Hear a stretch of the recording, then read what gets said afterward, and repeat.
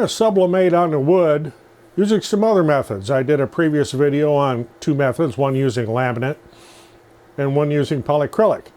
Now we're going to go into a few more methods, and a couple of them are actually experiments coming up.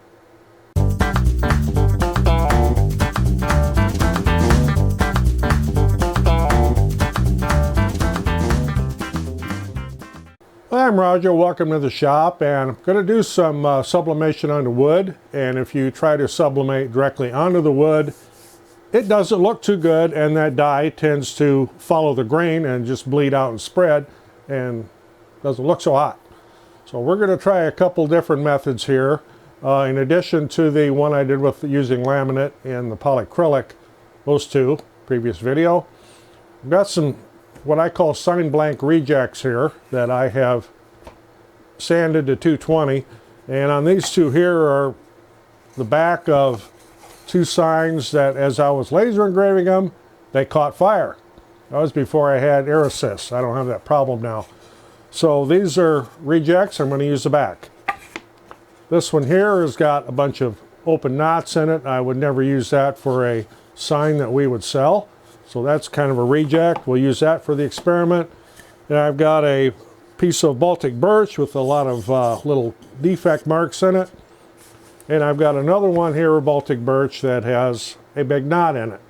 So that would not work for something we would sell. So but this is perfect for these demonstrations.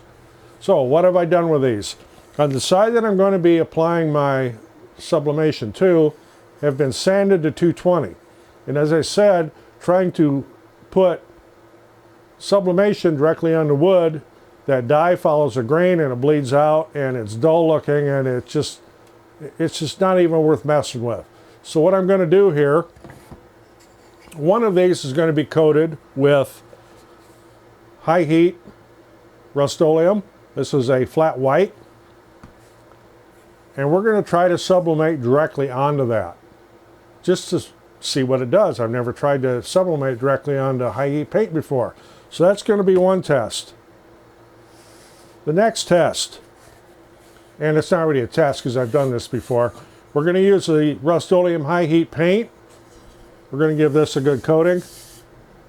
We're going to apply laminate to it, and then we're going to sublimate onto that laminate. What's nice about that is it gives you a white background.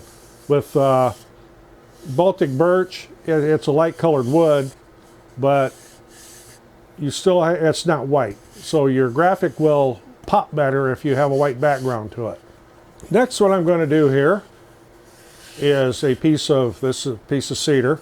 I'm going to apply Oracle 651 vinyl to it. But before I apply the vinyl to the wood, I'm going to coat it with spar urethane. This is a semi-gloss or a satin. The reason is vinyl does not stick real well to bare wood. If it has a urethane base coat, the vinyl will stick very well and be very permanent. And then we will sublimate onto that vinyl using a heat press. And I know right now that that sublimation paper is going to stick to that vinyl. I'll show you a way to get it off later on. It's not that hard. Next test I wanted to do was to coat a piece of wood with a few coats of urethane, let it set, and try sublimating directly onto it. See how that works. And one more test I want to do. So this experiment, then we're going to put a couple coats of the spar urethane on it. Then we're going to sublimate on that and see how it looks. So that's my experiments. I'm going to use a tack cloth here to make sure I have all the dust off of these, because I want these as smooth as possible. And I'm going to put some coatings on them.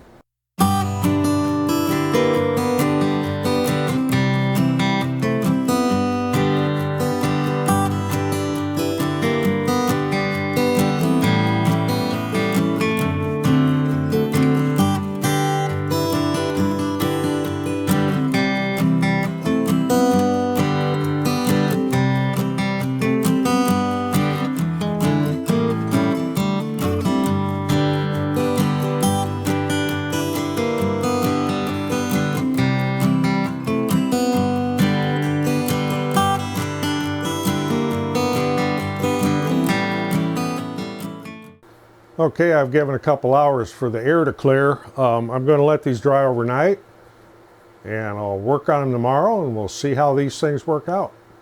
That's one bad thing about having to do this stuff in the wintertime in a closed shop, is you have to wear a respirator. If it was nice weather, I'd have the door wide open and I wouldn't have to mess with the respirator. I'd just stay upwind. But you don't want to be breathing a whole bunch of this stuff. It's not exactly good for your brain cells. So we'll come back to this tomorrow. Okay, it's the next day. I'm up in the loft. It's warmer up here. Don't need a sweatshirt. And it's snowing outside. Wintertime. Okay, I've got my sign blanks up here. I brought those up. I printed a graphic. I made to make sure they're all the same. We're going to use all exactly the same graphic. This is my little hippie gnome. This is on a sublimation printer. This is on a sublimation paper. It was printed on my Epson 2720 with sublimation ink. I did 2 per page, so I cut them in half. So we'll have all the exact same graphic for this comparison we're going to do. I have my laminate sheet for the one we're going to do with the laminate over the white vinyl. And the white vinyl is right here. It's Oracle 651. I've got a piece cut roughly the size of my blank here. Then the other ones we're going to be doing, and I wrote these down because I have CRS, because I'm old. It means can't remember stuff. So from one day to the next, you got to write this down. So we're doing the laminate over the high heat white paint. We're going to do the vinyl on the base. It's been coated with varnish, so the vinyl will stick better. Then we're going to go direct to the spar varnish surface. We're going to go directly to the high heat paint. I mean, just right to the paint. Try that out. And then I painted one with just standard Rust-Oleum everyday normal paint. And I've had experience with this in the past trying to do heat pressing on it. It tends to blister. But we're going to see what happens here. So we're going to do direct to that white paint and see if that works at all. As I mentioned earlier in the video, you don't want to really try to sublimate right to bare wood, because the dye ink will follow the grain and it'll bleed out and it won't look very good. And it'll also be pretty dull. So we're going to, a couple of these here I've never tried. So we're going to get these prepped and try them all out. Okay, the first one I'm going to prep here is the board that has a coat of spar urethane on it. We're going to be putting Oracle 651 over the top of that because, as I mentioned earlier, putting vinyl directly to wood doesn't always stick real well. It needs somewhat of a base. And the Helmsman spar varnish works very well. You could also use regular polyurethane. So this is cut roughly the right size. This is Oracle 651. Well, you can see that there. White vinyl. And I use a product called Rapid Tack.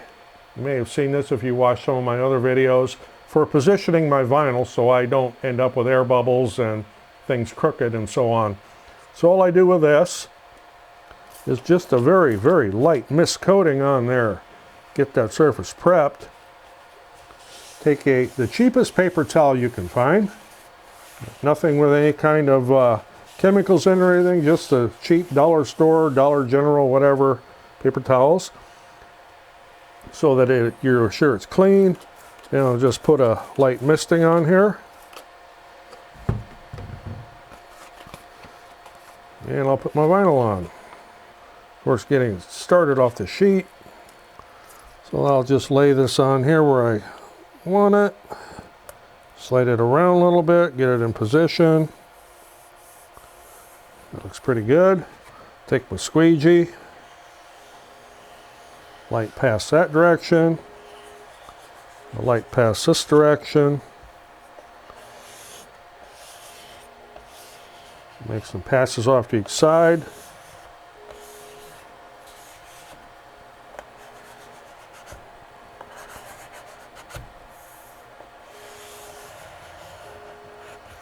And hold this up to the light and look a little bit. Looks good. So turn it over, let you see what the other side looks like. I'll wipe off this extra Rapid Tack that bled over. And I'll need to trim my vinyl to the sides of the wood. I could have pre-cut this on the Cricut, but we're only doing one.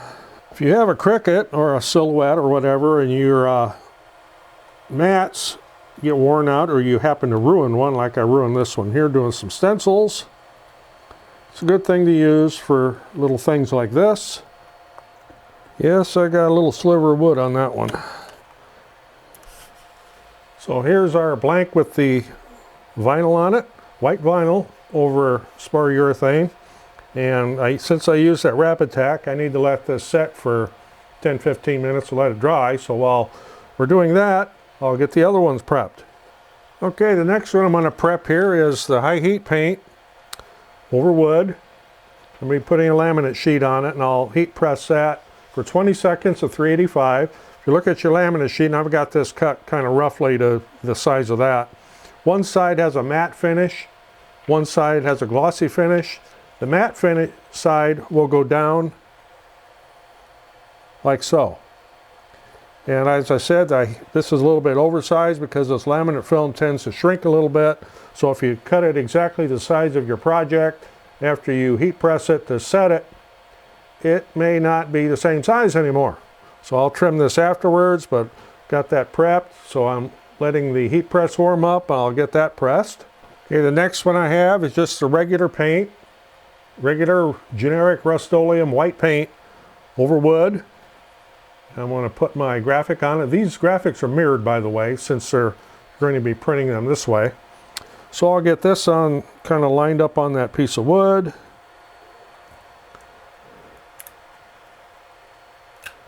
Little heat tape on it to hold it in place so it doesn't move. Kind of made my tape crooked there.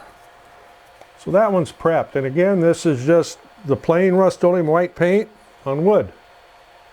We're going to see what happens. Okay, my next one here is Rust-Oleum flat white high heat paint. Same graphic. Get this one here prepped. Got my paper cut pretty close to the same size as the sign.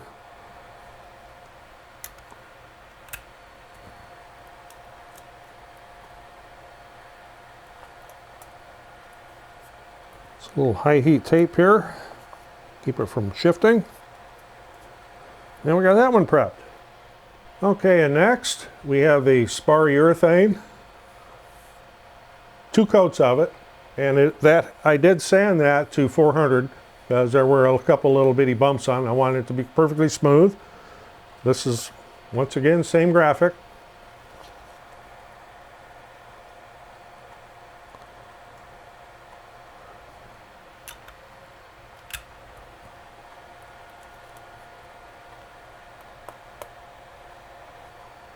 So that one's ready to go.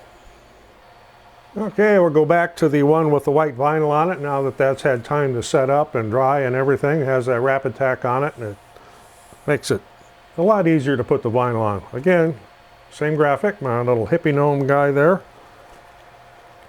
Get him kind of positioned.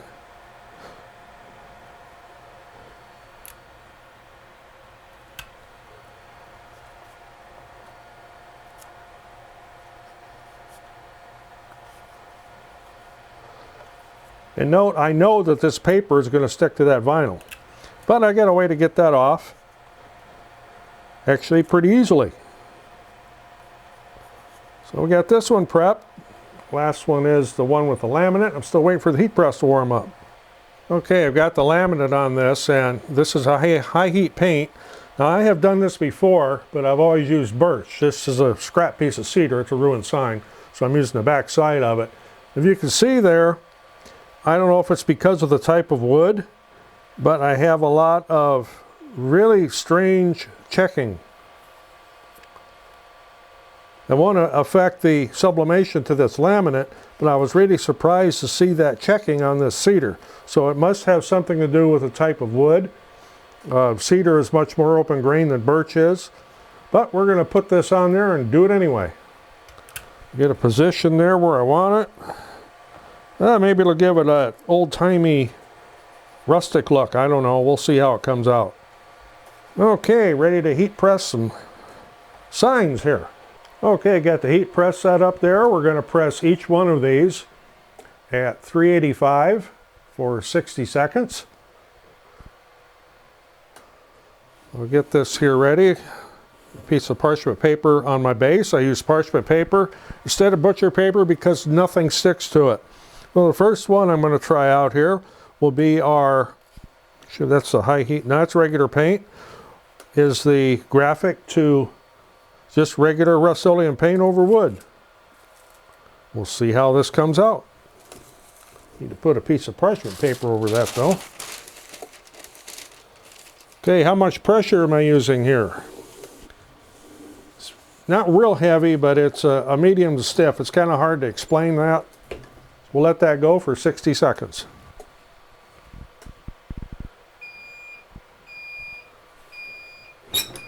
Okay, swing the top out of the way here.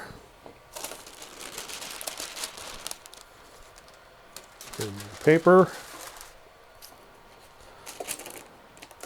And I have a heat mat over here. I'm going to set this on to cool because it is hot. And while that's cooling off, we'll do the next one. This one is our graphic over the laminate, over the high heat paint.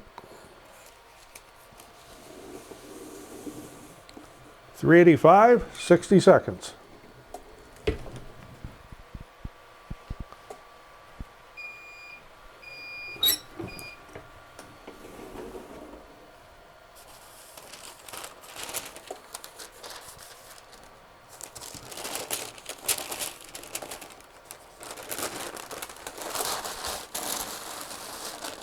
Let that guy cool.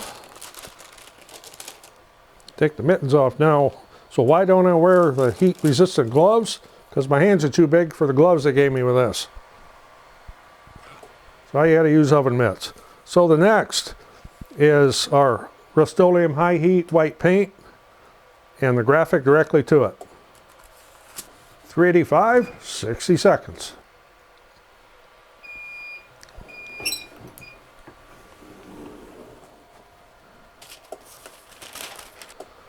Okay, for our next one, we've got the graphic, which is going to go directly to that spar urethane on birch plywood. 385, 60 seconds.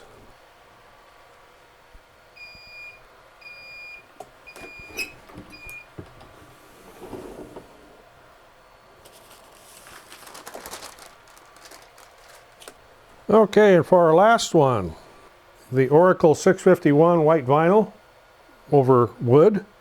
We'll put the graphic on that. Same setting, 385, 60 seconds.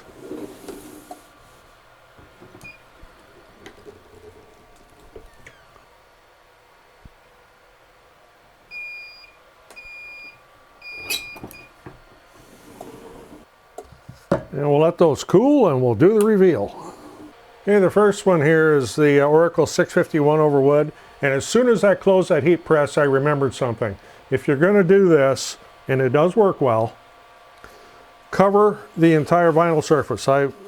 After I was closing that heat press, I remembered you don't want to do that unless the vinyl is completely covered with your sublimation paper, because it will blister the vinyl like this. Okay, the next thing is, this paper's stuck on here, and I mean it is stuck. So some people go through the effort of trying to peel that off. I'm going to show you an easier way. It's the same thing I do with my glass cutting boards. Get it wet and let it set. So I've got that wet, and I'll just let it set in the sink here while we go to another one. Okay, this here's one with the laminate over the high heat paint over cedar. Of course, I show you that the paint kind of checked up and did some strange stuff. I know this doesn't stick because we do laminate ones all the time. So if I pull the paper off, there's our little guy. He looks good, nice and shiny, and that gives a little bit of a rustic look there, I guess. I don't know that that's something I would necessarily want to market that way, but it does work. It works very well. If you do the paint over birch plywood or some type of very close grained wood, you probably won't get this checking. Okay, for our next one here is the graphic right to the Rust-Oleum high heat paint. It did not stick, but it's a very washed out graphic. So there's something you probably don't want to do. Okay, next is our graphic that was on just a regular Rust-Oleum paint. And boy, did the paper stick there. We're going to have to soak this one like I did with the other ones. Well, the other one here that's sitting in the sink. So we'll let that guy sit for a while. And lastly, we have the one where we went directly to the spar urethane. And this is kind of interesting looking, and it did stick a little bit, but we can get that off. It's got kind of an interesting look to it. May not be for everybody. Yeah, I'm going to have to soak this one in some water. You can kind of see a little bit of the reveal there. It's kind of old-timey looking. I mean, we're talking like 1930s, 1940s graphic look. So this is actually kind of neat. Would have its uses. Let me get this soaked and get the rest of that off. This is one of those sometimes it's more trouble than it's worth things, but I wanted to show you how this can be done. So you can sublimate directly to the vinyl.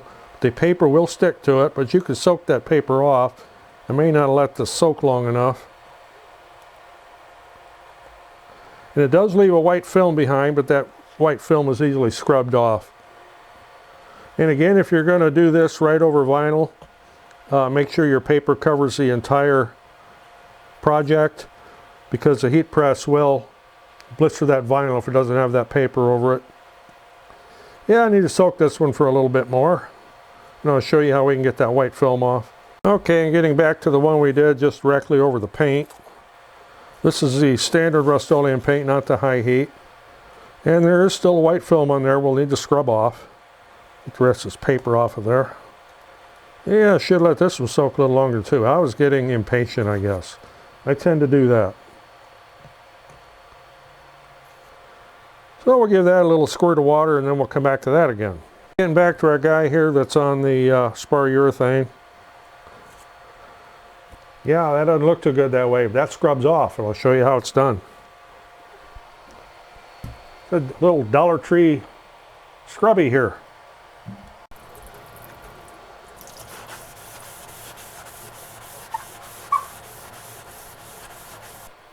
Okay, so I'm showing you these 5 different methods so you'll know what not to do, because not all of these turned out real well. That's why I'm doing them, to show you what not to bother with. And those that did work, I'll put into my project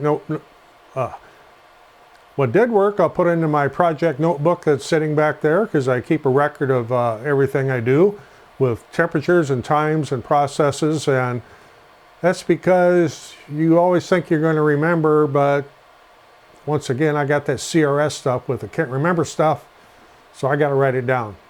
That's why I had these notes here from earlier about what processes I was doing. So let's go back over these a little bit. First one is most dynamic, is the one with the laminate over the white paint. And I've done this before, I've done it quite a bit, and I usually use birch, not cedar, but I had these spoiled signs, so I was using them for examples. This could be something that would have a market if you wanted something kind of rustic and old-timey looking, but still have a very graphic picture. Depends on the look you're looking for. I think it's kind of neat. I'll probably hang that up around the shop somewhere.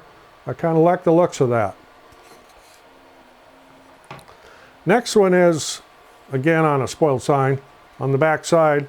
This is on cedar, and it's just regular Rust-Oleum paint. It's very dull, it's very washed out. I won't do that again. That was a waste of time, really. Next one is the Rust-Oleum high heat paint over birch plywood. You see the graphic there again is washed out. I kind of wanted to see what would happen if I went directly to the paint. Well, this is what you get. It's pretty much just like if you're going straight to the wood, except when you have the paint on there, it doesn't bleed out all over. If you do this right on, if I did this right on the bare wood here, that color would bleed out. We do a lot of sublimation onto the Oracle 651 vinyl when we make our cutting boards. I've done a couple videos on those where the sublimation dye actually passes through the vinyl and you view it from the front. I wanted to try it, putting it on the vinyl here, to see what it would look like, how it would sublimate to just the face of it. And while it, of course, make sure you cover your whole project or you'll scorch your vinyl. But it does sublimate, but it's not as bright and vivid as using the laminate. So yes, it does work, but it's not something that I'm going to be doing. I would rather do the laminate over white paint if I'm going to be doing it on wood. And lastly, as an experiment, and I actually ended up liking the looks of this, this is spar urethane over birch. And if you've ever looked at anything from maybe the 1920s, 30s, or 40s, it's got that real old-time antique look with the colors kind of washed out. Maybe not washed out, but maybe dull. It's not real brilliant and everything, but it's very primary looking. It's very old looking. And this has given me some ideas for some projects that would make them look antique. I'll give you an example, and I don't have it up here with me, but I play fiddle. And the fiddle I have was made in the 1800s. And it has graphics on the back. Of course, not a hippie gnome, but it has graphics on the back that has the same type of patina, the same type of look, and the same type of colors. And that's what the first thing I thought of when I took the paper off of this one. So that gives me some ideas. But wait, there's more. Since I still had one graphic left, so just for the halibut. A halibut's a fish, by the way. I took another sign blank that was a little bit defective, and I put Oracle 651 vinyl on it, then laminate, and then the graphic. It came out like this. The only problem was I tried to take a shortcut, and I did not set the laminate to the vinyl with a little bit of heat before I put the graphic on it, so I got a couple wrinkles in the laminate. But otherwise, color-wise, it comes out very, very well. I shouldn't have taken that shortcut. I should have pressed my laminate onto the vinyl for 10 or 15, 20 seconds, and then put my graphic on, because the laminate did shift and it wrinkled. But otherwise, the color is excellent. The only bad part about this is, since there is no varnish coating underneath that vinyl, it may not stay stuck real well. Yeah, I could peel that off. So yeah, you'd want to have a base coat. This is an open grain wood. This is Western red cedar. If you had something that was more close grain like maple or birch, it would stick a little bit better. But any kind of open grain wood, vinyl does not stick real well to it. But I just kind of wanted to see how this would work. As again, I wish I would have set the laminate before I put the graphic on, and instead of trying to take that shortcut. So there's something else not to do. So there's 5+1 ways you can sublimate onto wood. Some of them work, some of them not so much. Some of them get you kind of an artsy look. So you can kind of take your pick through there. I went through these, showed you what works, what doesn't work, so you won't have to waste any time and material. Maybe you want some of these more artsy looks. This is something you can go for. So if you got anything out of this, appreciate getting a thumbs up. Always helps the channel. Otherwise, I'm Roger in the loft above the shop. Thanks for watching. We'll see you in the next one. Yeah, it does look kind of neat. It kind of gives me some ideas on what I can do with some of the graphics we have that, you know, are the old-time, old farmhouse type things. Give some of that antique look. Yeah, I kind of like the way this turned out. No, it's not on. Oh, damn, I guess it is.